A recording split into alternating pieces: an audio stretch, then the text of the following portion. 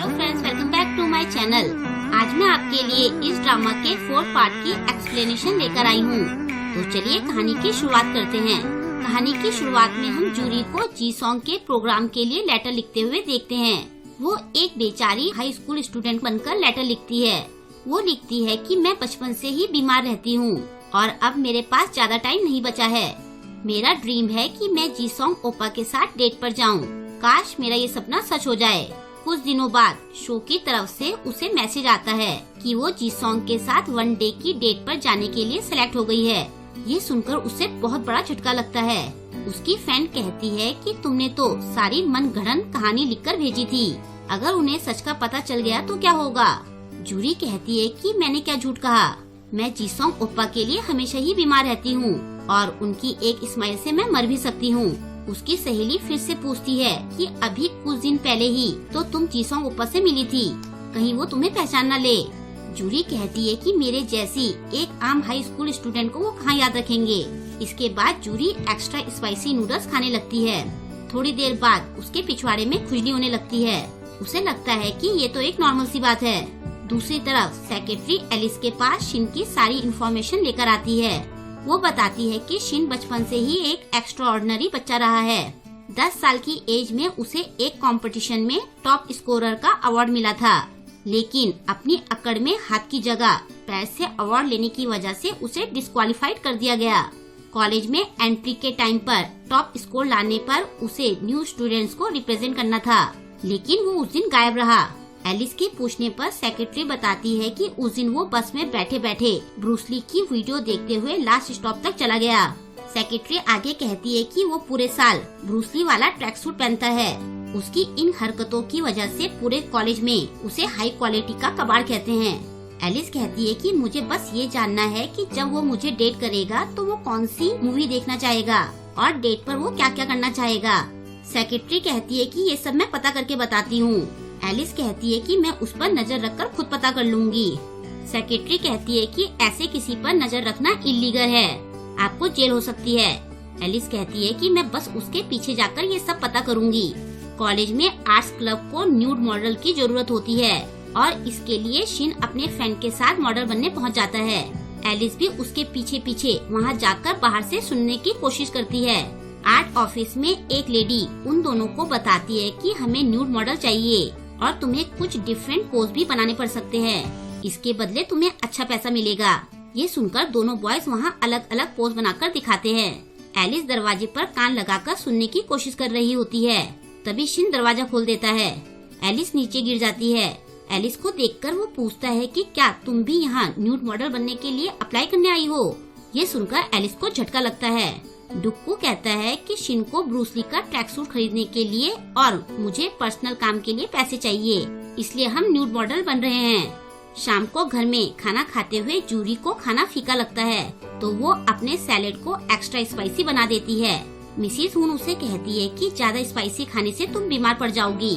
Jury कहती है कि ये स्ट्रेस भगाने का सबसे अच्छा तरीका है। शिन कहता है कि तुम पढ़ती तो हो नहीं, फिर तुम्हें किस चीज का स्ट्रेस है? तभी जूरी के पेट में गड़बड़ होने लगती है तो वो टॉयलेट चली जाती है। टॉयलेट में थोड़ी देर रहने के बाद टॉयलेट सीट को देखकर जूरी की चीख निकल जाती है। उसके पापा आकर पूछते हैं कि क्या हुआ। वो कहती है कि कुछ नहीं, मैं ठीक हूँ। फिर वो अपने फोन में अपने सिम्टम्स सर्च करती है और फिर रिजल्ट पढ़कर वो सोचती है कि अब मैं क्या करूँ। उधर अपने रूम में एलिस अभी भी शिन की न्यूड पार्ट टाइम जॉब के बारे में सोच रही होती है। वो शिन को हाफ न्यूड होकर पोज देते हुए इमेजिन करती है। ये सोचकर वो खुद से कहती है कि मैं ऐसा नहीं होने दूंगी। फिर वो सेक्रेटरी को फोन करके एक टीम बनाने के लिए कहती है। टीम के इकट्ठा होने के बाद एलिस उन्हें शिन की फोटो दिखाती है और कहती है कि तुम्हें इसे कल के शाम 5 बजे तक कॉलेज पहुंचने से रोकना है। फिर एलिस उन्हें अपना आइडिया बताती है। एलिस की टीम शिन के घर में जाकर उसके रूम में पहुंचती है। एलिस ये सब लाइव देख रही होती है। वो अपनी टीम से शिन के सारे ब्रूस ली वाले ट्रैक सूट चोरी करवाती है। वो कहती है कि शिन पूरे साल यही ट्रैक सूट पहनता है। अगर ट्रैक सूट ही नहीं होंगे तो वो कल घर से बाहर जाएगा ही नहीं। नेक्स्ट मॉर्निंग सोकर उठने के बाद शिन को अपने सारे ट्रैक सूट गायब मिलते हैं। वो बाहर जाकर सब जगह ढूंढता है। अपने पेरेंट्स के पूछने पर वो कहता है कि कोई मेरे सारे ट्रैक सूट चुरा कर ले गया। उसके पापा कहते हैं कि भला कोई तुम्हारे गंदे कपड़े क्यों चुराएगा। फिर वो अपने पापा से उनके कपड़े मांगता है। शिन अपने पापा के कपड़े पहनकर बाहर आता है। एलिस अभी भी उसे लाइव देख रही होती है। उसे आज शिन कुछ ज्यादा ही हैंडसम लगता है। वो अपनी टीम से कहती है कि अब हम क्या करें। वो लेडी कहती है कि हमारे पास प्लान बी है। रास्ते में जाते हुए शिन को ब्रूस ली दिखता है और वो उसके पीछे लग जाता है। ये देखकर एलिस चौंक जाती है। वो लेडी बताती है कि हमने एक नकली ब्रूस ली तैयार करा है। वो शिन को शाम तक बिजी रखेगा। उधर बेचारी जूरी हॉस्पिटल में एडमिट होती है। डॉक्टर उसे कहता है कि तुम्हें बवासीर हो गई है और आज ही हमें तुम्हारा ऑपरेशन करना होगा। तुम्हारी कंडीशन बहुत सीरियस है। फिर वो जूरी को चेंज करने के लिए कहते हैं। जूरी को आज डेट पर जाना होता है और ये खबर सुनकर वो बहुत दुखी हो जाती है। फिर बाद में वो वहाँ एक नोट छोड़कर आती है कि आज मुझे बहुत अर्जेंट काम है तो मैं कल ऑपरेशन के लिए आ जाऊंगी। फिर रास्ते में वो बड़ी मुश्किल से अपने दर्द पर काबू करते हुए जाती है। मेडिकल स्टोर में जाकर वो स्ट्रॉन्ग पेन किलर मांगती है। डॉक्टर ने उसे वीडियो मैसेज भेजकर 3 बातों पर ध्यान रखने के लिए कहा होता है। पहले तो वो कहता है कि हो सके तो तुम बैठने के लिए एक सॉफ्ट पिलो ले लेना।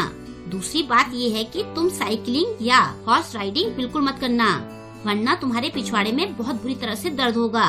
और तीसरी बात ये है कि तुम स्पाइसी खाना बिल्कुल भी मत खाना और जितनी जल्दी हो सके सर्जरी के लिए हॉस्पिटल आ जाना। जूरी ये सारी बातें गार्ड बांध लेती है। इसके बाद वो शूटिंग वाली जगह पर पहुंच जाती है।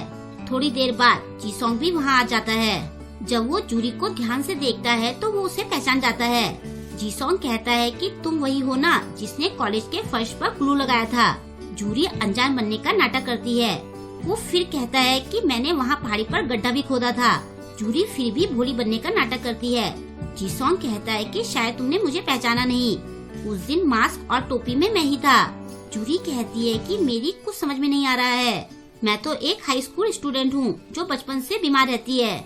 मैं घर से स्कूल और स्कूल से सीधा घर जाती हूँ। जी सॉन्ग कहता है कि तुम झूठ मत बोलो, उस दिन तो तुम बहुत फुर्तीली थी। क्या तुमने मुझसे मिलने के लिए ये झूठी कहानी बनाई? ये सुनकर जूरी बीमार होने का नाटक करती है और कहती है कि इस दुनिया में एक जैसे दिखने वाले बहुत सारे लोग होते हैं। लेकिन जी सॉन्ग उसकी बातों में नहीं आता है। तभी डायरेक्टर के बुलाने पर जूरी चली जाती है। जी सॉन्ग खुद से कहता है कि 100% ये वही लड़की है। दूसरी तरफ शिन नकली ब्रूस ली के पीछे भाग रहा होता है और ऐसा करते करते दिन के 2:30 बज जाते हैं। तभी भागते भागते वो नकली ब्रूस ली गिर जाता है। ये देखकर एलिस और उसकी टीम परेशान हो जाते हैं कि अब उनकी चोरी पकड़ी जाएगी। लेकिन शिन उस नकली ब्रूस ली से पूछता है कि क्या तुम ब्रूस ली हो? क्या तुम्हें जिंदा करने की मेरी विश पूरी हो गई? वो हाँ कहता है। ये सुनकर शिन उसके साथ सेल्फी लेने लगता है। ये देखकर एलिस की टीम की एक लड़की कहती है कि शिन ने उसकी बातों का यकीन कैसे कर लिया। दूसरी लड़की कहती है कि शिन बहुत भोला है। फिर शिन उस ब्रूस ली से रियल ब्रूस ली के बारे में सवाल पूछता है, लेकिन उसके जवाब सुनने के बाद उसे शक हो जाता है। वो उससे और सवाल पूछता है और एलिस की टीम उसे सारे जवाब बताती है। लेकिन तभी शिन पूछता है कि तुम कोरियन क्यों बोल रहे हो? ये सुनकर एलिस अपनी टीम से कहती है कि क्या ब्रूस ली कोरियन नहीं था? असल में ब्रूस ली एक चाइनीज था। शिन उस नकली ब्रूस ली को असली ब्रूस ली का पोज दिखाकर कहता है कि तुम्हें ज्यादा प्रैक्टिस करनी चाहिए। ये सुनकर वो नकली ब्रूस ली भी पोज बनाना शुरू कर देता है। दोनों पागलों की तरह अजीब अजीब से पोज बनाकर कंपटीशन करने लगते हैं। एलिस परेशान होकर कहती है कि अभी तो बस 2:30 ही बजे है, हम इसे 5 बजे तक कैसे रोकेंगे?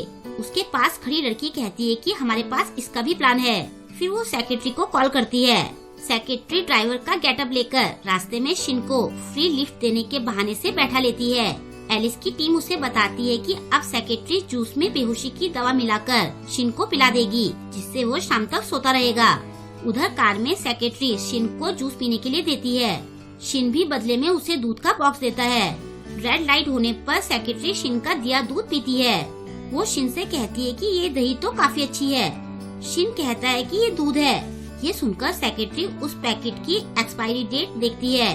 वो चिल्लाते हुए कहती है कि ये तो 3 साल पहले एक्सपायर हो चुका है। शिन उसकी बात नहीं सुनता। वो जूस को बैग में रखकर कहता है कि मैं इसे बाद में पीऊंगा। सेक्रेटरी के पेट की हालत खराब होने लगती है। एलिस की टीम नेट पर सर्च करती है कि 3 साल पुराना दूध पीने से क्या हो सकता है। उन्हें पता चलता है कि इससे भयंकर दस्त लग सकते हैं। ये सुनकर सबके होश उड़ जाते हैं। वो लोग सेक्रेटरी से हिम्मत रखने के लिए कहते हैं। दूसरी तरफ जूरी जी सॉन्ग के साथ एक कैफे में पहुंचती है। वहाँ हर तरफ स्पाइसी फूड की लिस्ट देखकर वो टेंशन में आ जाती है। जीसोंग कहता है कि वैसे तो मैं डाइट की वजह से स्पाइसी फूड नहीं खा पाता हूँ, लेकिन आज मैं आराम से खा सकता हूँ। जूरी को डॉक्टर ने स्पाइसी फूड खाने से मना किया होता है, लेकिन वो कहती है कि अपने ओप्पा के साथ तो मैं स्पाइसी फूड खाकर मरने के लिए भी तैयार हूँ। जीसोंग ने एक्स्ट्रा लार्ज स्पाइसी नूडल्स मंगाए होते हैं। जूरी बड़ी मुश्किल से रोते रोते नूडल्स खाती है। फिर वो बाथरूम चली जाती है। बेचारी के पिछवाड़े में बहुत दर्द हो रहा होता है। वो पेन किलर्स खाकर काम चलाती है। फिर डायरेक्टर आकर कहता है कि अब सेकंड विश पूरी होने का टाइम आ गया है। जूरी ने विश लिखी थी कि वो जीसोंग के साथ कपल साइकिलिंग करना चाहती है। अपनी विश याद करके जूरी के तोते उड़ जाते हैं। डॉक्टर ने उसे साइकिलिंग करने से साफ मना किया होता है। वो मना करना चाहती है, लेकिन जीसोंग कहता है कि आज साइकिलिंग करने के लिए अच्छा मौसम है, मुझे भी मजा आएगा। मजबूरी में जूरी को मानना पड़ता है। अब दोनों साइकिलिंग करते हुए जा रहे होते हैं। पीछे बैठकर जूरी की हालत खराब हो रही होती है। उस पर जीसोंग अपनी स्पीड बढ़ा देता है और आगे रोड पर स्पीड ब्रेकर होते हैं। स्पीड ब्रेकर से जूरी के पिछवाड़े पर और जोर पड़ता है। बेचारी की हालत और भी ज्यादा खराब हो जाती है। इसके बाद जीसोंग अपने अकाउंट पर लाइव जाता है और वहाँ वो अपनी आज की डेट एंड करने के लिए लोगों से सजेशन मांगता है। तो वहाँ लोग उसे कहते हैं कि तुमने बताया था कि तुम्हें अम्यूजमेंट पार्क जाना है, तो वहाँ जाकर तुम डिस्को पैंग पैंग झूला ट्राई कर सकते हो। जूरी मना करना चाहती है, लेकिन जीसोंग पहले ही वहाँ चलने के लिए बोल देता है। अब नेक्स्ट सीन में हम जूरी और जीसोंग को डिस्को पैंग पैंग पर बैठा देखते हैं। जूरी सोचती है कि अच्छा हुआ जो मेरा पिलो मेरे पास है, अब मैं सेफ रहूंगी। जीसोंग को तो बहुत मजा आ रहा होता है। झूला शुरू होता है। वो बहुत ज्यादा शेक कर रहा होता है। जूरी सोचती है कि इतना तो मैं आराम से सहन कर सकती हूँ, लेकिन तभी झूले वाला झूले की स्पीड बढ़ा देता है।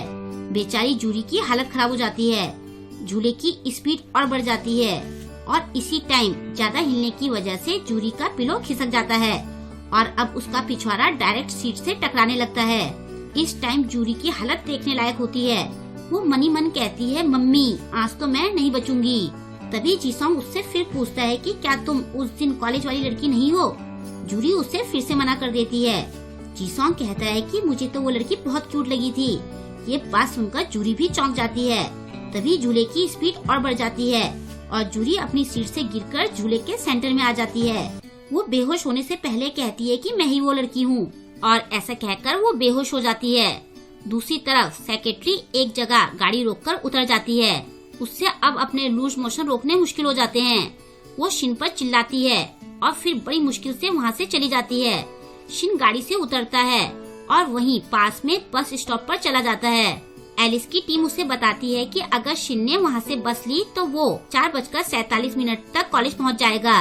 एलिस कहती है कि अब हम क्या करें? उसकी टीम कहती है कि हम कोई प्लान बनाते हैं। एलिस कहती है कि अब मैं खुद उसे रोकूंगी और ऐसा कहकर वो कॉलेज के लिए निकलती है। शिन 4:55 पर कॉलेज पहुँचता है। एलिस उसके पीछे जाकर उसे रुकने के लिए कहती है। वो कहता है कि अभी लेट हो रहा है। वो उसके आगे जाकर खड़ी हो जाती है। एलिस की टीम उसे कहती है कि आपको अपनी बॉडी से उसे रोकना होगा। एलिस उसे रोक कर रखती है। शिन साइड से निकलना चाहता है तो वो उसे गर्दन से पकड़ लेती है। फिर वो उसका हाथ पकड़कर उसे गिरा देती है और उसका पैर पकड़ लेती है। अब बस 10 सेकंड बचे होते हैं। एलिस की टीम काउंटडाउन करने लगती है। टाइम खत्म होने पर एलिस चैन की सांस लेती है। उसकी टीम मिशन पूरा होने पर सेलिब्रेट करने लगती है, लेकिन शिन बहुत इरिटेट महसूस करता है। उधर जीसोंग बेहोश हुई जूरी को हॉस्पिटल बेड पर लेटा देख रहा होता है। बाहर जाते हुए उसे जूरी की बेवकूफी पर हंसी आ रही होती है और यहीं पर आज के एपिसोड की एंडिंग हो जाती है। आई होप कि आपको आज का ये एपिसोड पसंद आया होगा। आपको आज का ये एपिसोड कैसा लगा मुझे कमेंट करके जरूर बताएं और वीडियो को लाइक और शेयर करना ना भूलें। अगर अभी तक आपने मेरे चैनल को सब्सक्राइब नहीं किया है तो प्लीज मेरे चैनल को सब्सक्राइब कर ले और लेटेस्ट वीडियोस की नोटिफिकेशन पाने के लिए बेल आइकन को प्रेस करना ना भूलें। मिलते हैं जल्द ही इसके नेक्स्ट वीडियो के साथ। Thank you.